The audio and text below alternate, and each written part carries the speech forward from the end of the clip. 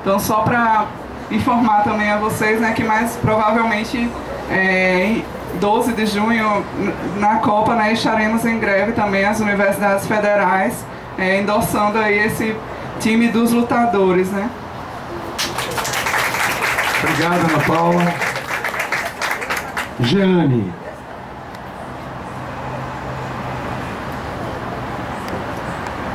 Gente, boa tarde. É muito bom voltar aqui sempre ao TRE. Eu trabalhei aqui mais de 6 anos, né?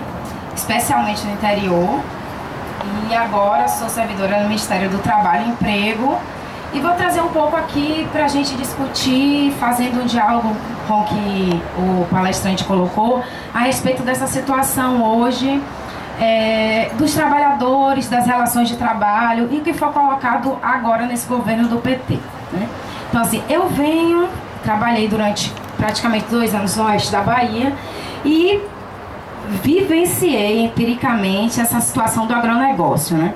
E todo esse papel de protagonista que tem o agronegócio no governo Dilma. Então, assim, o agronegócio comanda o oeste da Bahia, né? Comanda de uma forma que agora está sendo construída a FIOL, né? A Ferrovia Oeste-Leste, não para transporte de pessoas, porque essa integração litoral-interior do país sempre foi precária, vai continuar sendo precária, mas para escoamento específico de grãos, de algodão, para o comércio internacional, né, para exportação. E aí, o que acontece? O oeste da Bahia, os empresários é quem mandam.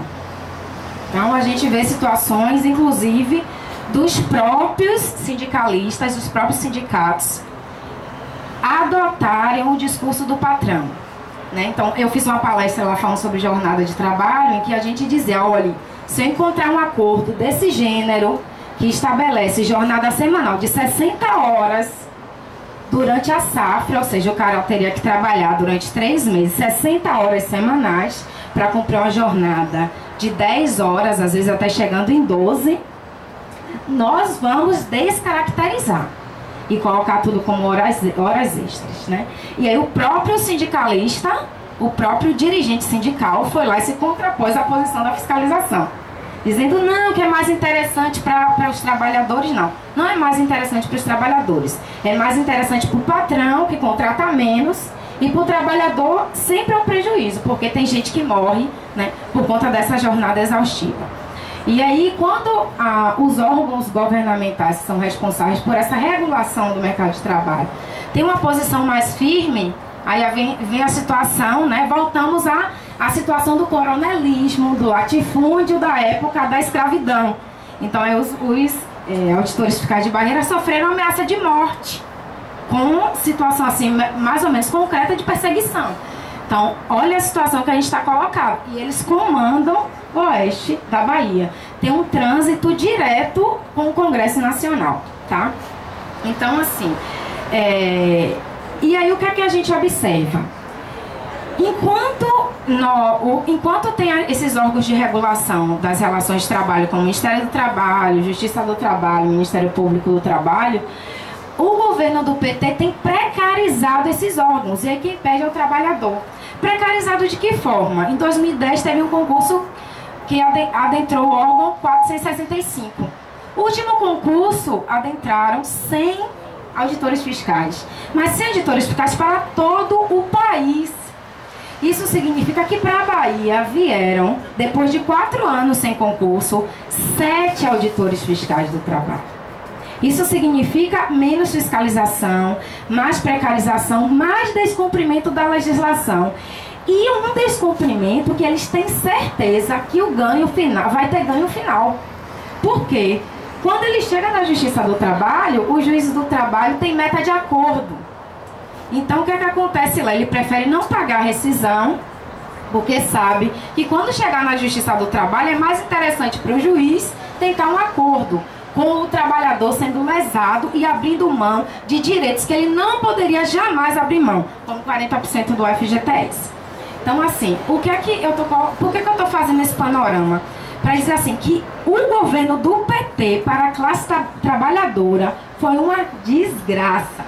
Desgraça no sentido do dicionário mesmo de desgraça. Porque desarticulou a classe trabalhadora, cooptou os sindicatos e fez com que os sindicatos adotassem o discurso do patrão e do governo que luta pela classe empresarial, que luta pelo agronegócio, que luta para que as imposições do Banco Mundial sejam cumpridas. Quais são elas? De que os contratos no Brasil sejam cumpridos.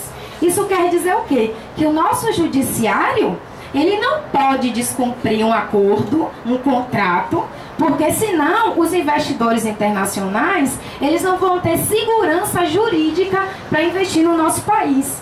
Então quem sofre com isso é o trabalhador. É o trabalhador que muitas vezes tem os seus direitos lesados. Então aqui o Daniel Romero colocou, não teve ampliação no governo do PT de direito dos trabalhadores. Não, foi pior, teve precarização, teve descumprimento e uma real compreensão do empresariado de que descumprir é mais interessante. Porque quando a gente chegar na justiça, a gente ainda vai receber a chancela do Estado de que, não, vamos fazer um acordo, é melhor assim para o trabalhador. E aí o cara que tem uma rescisão de 5 mil reais, ele recebe 3 mil parcelado 3 vezes, ainda com possibilidade de não receber. Então, assim, quem perdeu nesse processo todo e quem continua perdendo é a classe trabalhadora. Somos nós que estamos vendo essa precarização crescente, esse descumprimento geral de jornada e um discurso empresarial constante de que a CLT é obsoleta e que precisa ser reformada. Reformada não para ampliação de direitos, mas para retirada de direitos que são fundamentais hoje. São direitos sociais fundamentais, tá? Então é isso, eu acho que o que precisa ser feito é uma retomada da luta, da classe trabalhadora, que a gente está vendo isso agora. É uma retomada da luta dos sindicatos, né? Uma retomada da base dos seus sindicatos. E tirar essa classe pelega aí, que cumpre os interesses do empresariado e de um governo burguês que não representa a gente, tá bom? Era isso, eu só queria dialogar, trazer um pouco dessa experiência, tá? Para contribuir com a discussão. Muito obrigado, Jane.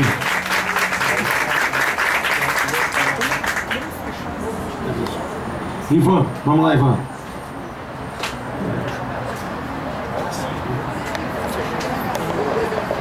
Antes de fazer a pergunta, parabéns pela explanação.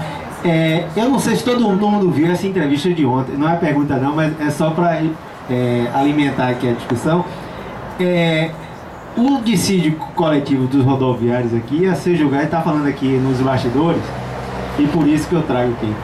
Ia ser julgado amanhã, né? Não sei se, parece que a greve já acabou, aí eu acho que vai estar prejudicado. Ser julgado amanhã. Aí eu tô vendo, né? Igual a Grace passando da sala pra cozinha. Tô vendo o presidente da RT dando entrevista, o cara que vai julgar, né? Ia julgar quinta-feira um dissídio, né? Lá. E aí o repórter chega e fala: presidente, doutor, o que tá faltando pra esse acordo? Aí ele fala: bom senso. Eu achei que ele fosse ficar por aí, bom senso das partes. Não, bom senso dos trabalhadores, porque receberam uma proposta, uma boa proposta, ninguém ganha o salário ideal, mas eles, às vezes, os trabalhadores têm que recuar um pouco, dar um passo atrás, para depois dar um outro mais na frente.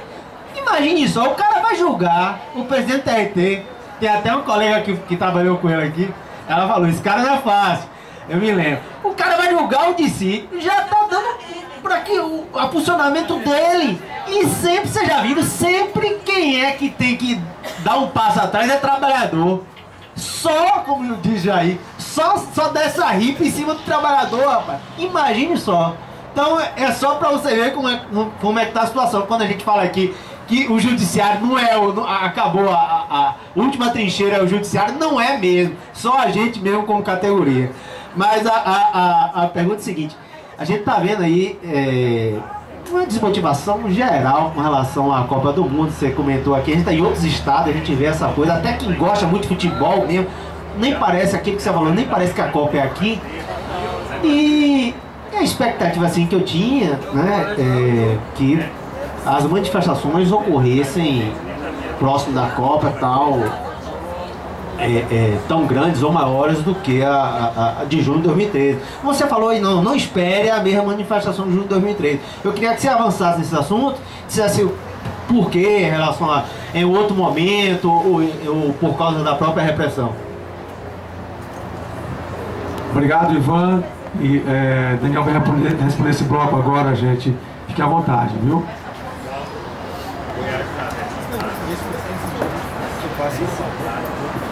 Então ele está sugerindo que seja um bloco final.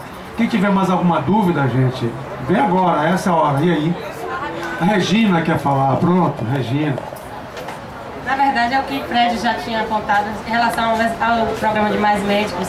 Se você tem alguma avaliação em relação, porque acho que faz parte também. Né? Mais alguém, gente? Mais alguém? Então o Daniel vai encerrar agora o último bloco de perguntas. Daniel.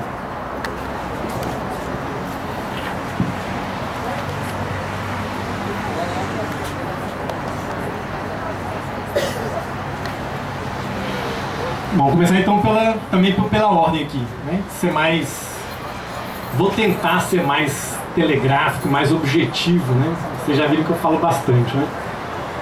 A Sueli comentou sobre, perguntou e comentou sobre a realidade pós junho de 2013, né? Que também foi abordada pelo Ivan.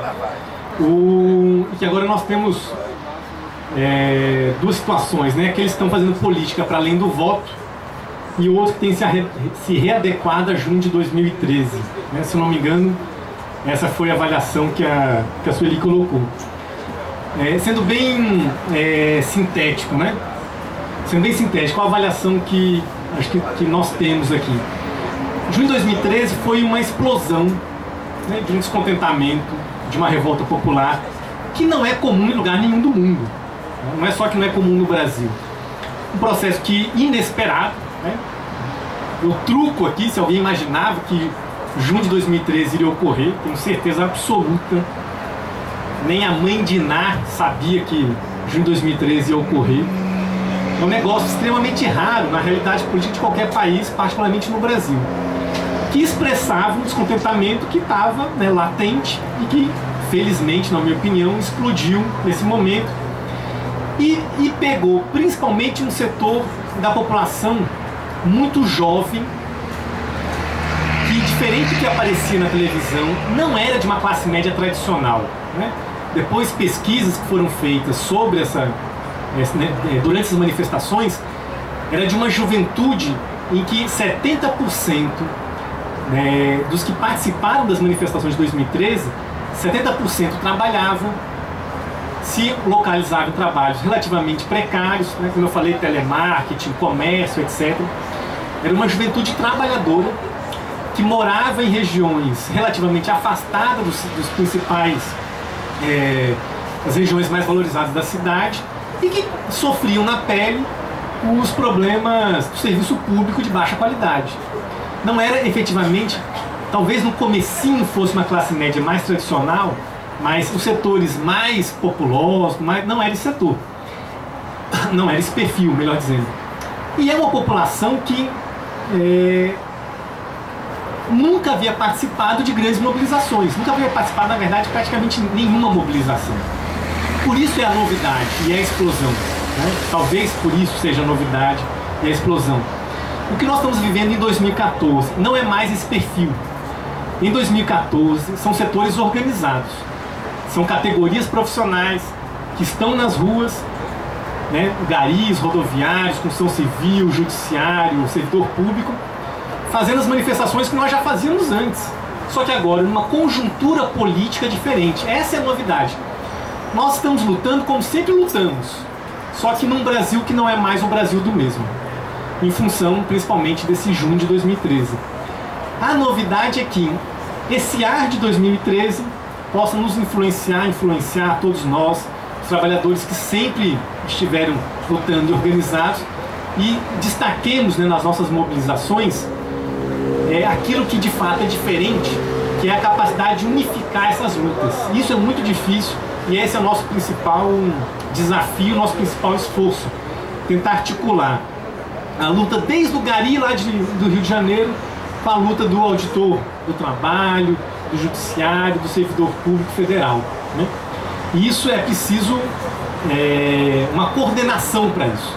Nós não fazemos isso pelo Facebook, né? Podemos ajudar, né? Mas não fazemos isso pelo Facebook. Então tem que ter CSP com lutas, tem que ter outros setores desse movimento sindical brasileiro que possam articular o conjunto dessa luta entre os servidores.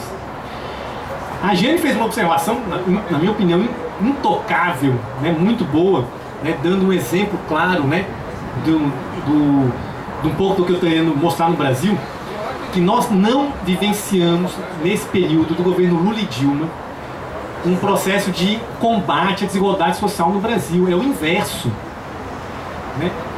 Se trocou direitos sociais por uma expansão muito restrita da renda, que está sendo perdida, inclusive agora, em função dessa fase de recessão econômica que o Brasil tende a se incorporar.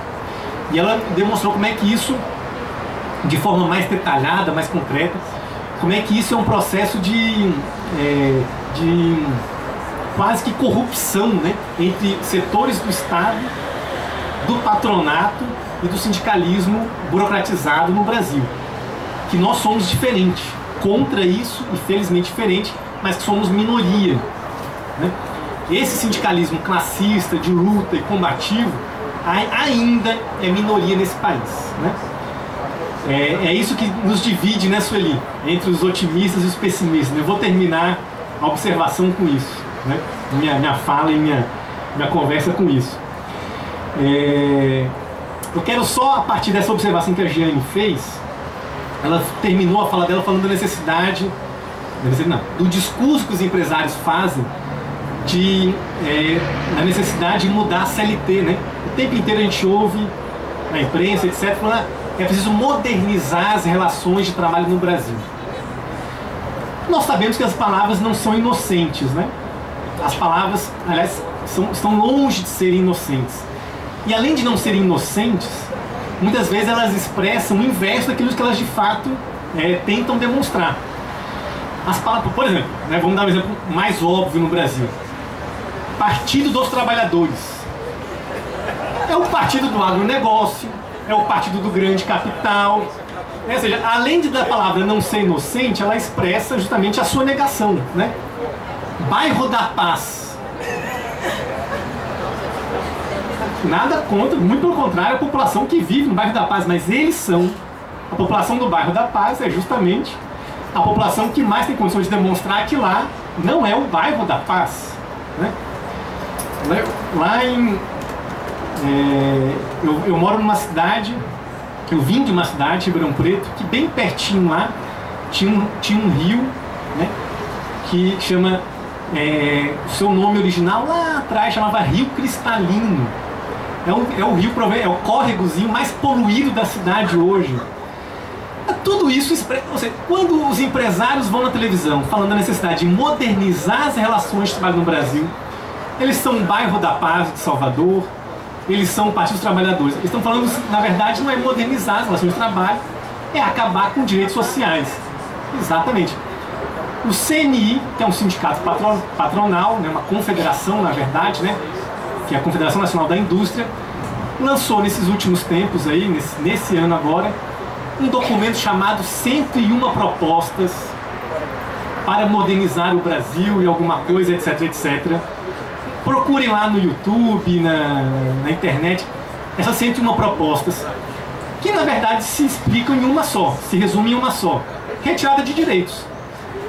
São 101 propostas para se retirar direitos no Brasil, né?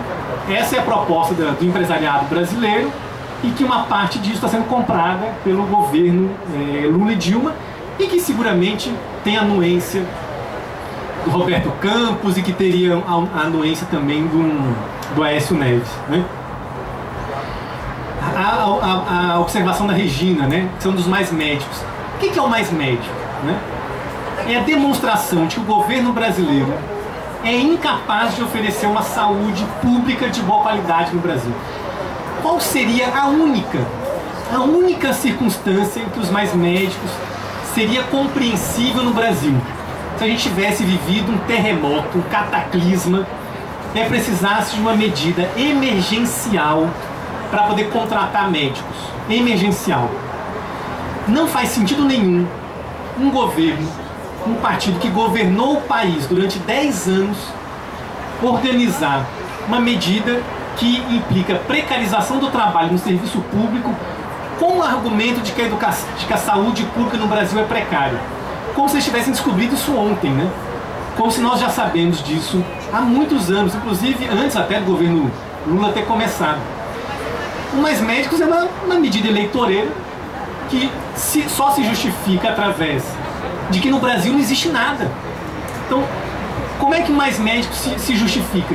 É tão precária a situação pública no Brasil, é tão precária a saúde pública, que a população aprova o Mais Médicos, porque ou ela tem mais médicos ou ela tem a negação de qualquer tipo de coisa.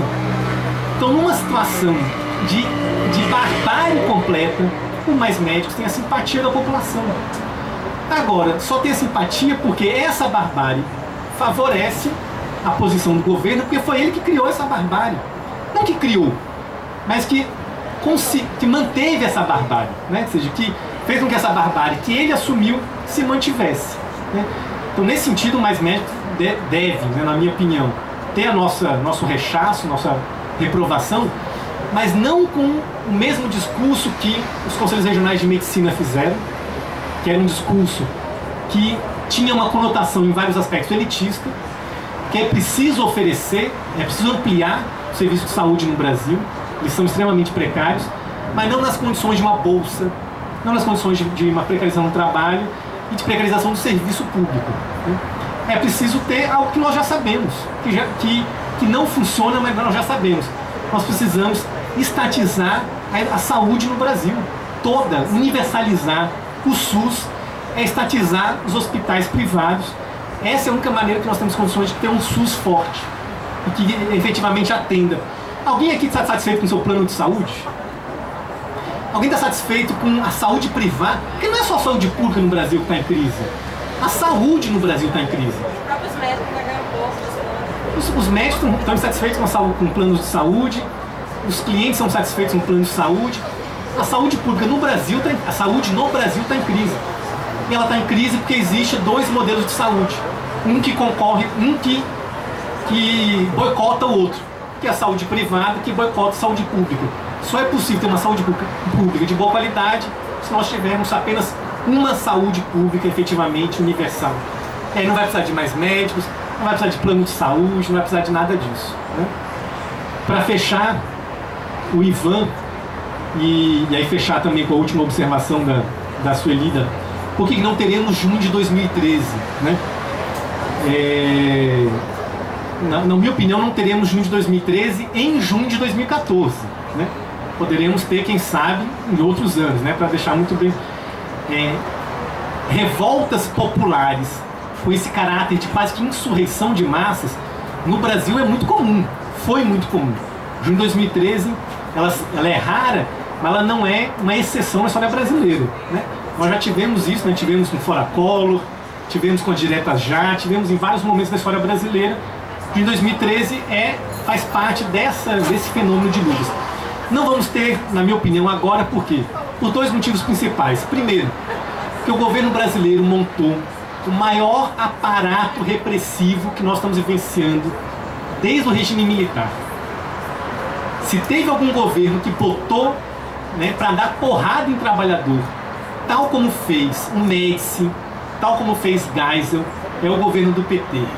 E falar isso com aperto no coração, né? Porque nós imaginávamos que seria justamente o inverso, que o PT seria um partido para democratizar as relações sociais no Brasil, para democratizar o Estado brasileiro e lutar contra a injustiça social. O governo do PT tem militarizado o Estado brasileiro contra os movimentos sociais. E na Copa, não tenho dúvida, né, se esse processo de repressão foi forte em junho de 2013, vai ser mais forte agora, né? Nós estamos montando o nosso time, o time deles também está sendo montado. É a Força Nacional de Segurança, Polícia Militar e Exército. Esse é o time O time do PT, infelizmente, é aquilo que tem de pior no aparato brasileiro. Porque é um ranço ainda da ditadura militar modernizado com a Força Nacional de Segurança. A Força Nacional de Segurança é o que tem de mais fascista nesse Brasil. E isso é cria do PT. É um instrumento supra-estadual, né? Ou seja, nacional, portanto, cujo objetivo, resguardado, como se vivesse numa ilha, cujo objetivo é ser utilizado nos momentos em que houver crise social. Esse é o papel que a Força Nacional tem ocupado. Foi utilizado aqui na greve da PM de 2012, né? Se eu não me engano, 2012 ou 2013, confundindo agora o ano, 12, né? E vai ser utilizado nos momentos em que o governo perdeu o controle sobre as forças de repressão mais localizadas. Apesar disso, é para sermos otimistas? É para sermos. Né? É aquilo que um teórico marxista italiano, Gramsci, fala: pessimismo na razão e otimismo na ação. Otimismo na política, né? Sempre. Pessimismo na análise, né? E otimismo na hora de ir para a luta. Por quê? Alguém imaginava, junho de 2013, ninguém imaginava, tenho certeza. Alguém imaginava uma rebelião como a greve dos garis, em pleno carnaval, e uma greve vitoriosa? Alguém imaginava isso? Eu não imaginava. E olha que eu sou do grupo dos otimistas. Sou do grupo dos otimistas. Eu não imaginava isso. Alguém imaginava que seria possível, que na prática é isso que a gente está vivendo, mesmo que seja em curto tempo, uma rebelião nacional de rodoviários no Brasil inteiro, sem ter uma CSP com lutas que organizasse nacionalmente.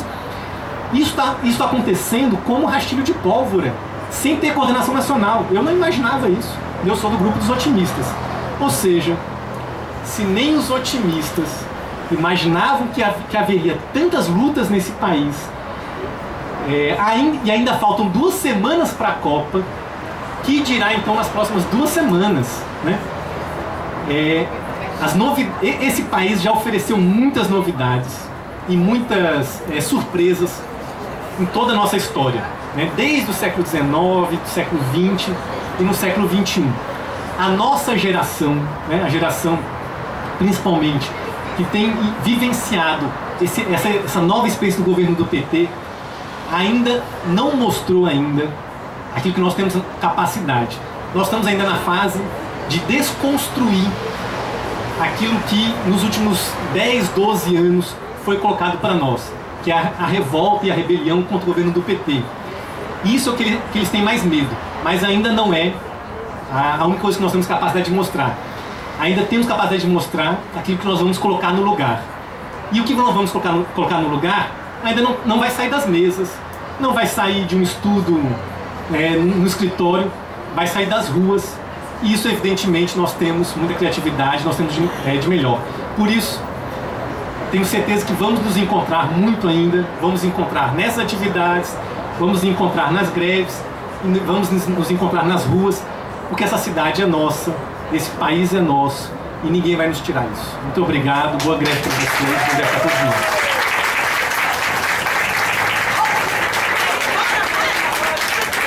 Pessoal, a categoria do servidor do Judiciário Federal, quer agradecer ao professor Daniel. Não é a primeira vez que ele vem até nós trazer sua contribuição. E, para variar, sempre as palestras dele são... Cadê Fred? Está aí? Sempre palpitante, Fred. Sempre, porque ele me sacaneia quando eu falo dessa expressão. Ele sorrindo. E ele faz isso de boa vontade, que ele acredita em tudo que ele diz, gente. Ele acredita que a gente pode somar forças, ele é servidor público, e a gente pode transformar somando forças. Nosso eterno obrigado, você será sempre bem recebido aqui. Gente, o livro o sindicato adquiriu, cada um pode vir aqui pegar o seu livro, viu? Façam uma boa leitura, porque está muito mais rico do que a palestra dele foi curtinha. Obrigado, gente. Não briguem porque tem mais. Não briguem. Não briguem porque tem mais. Viu? Pode.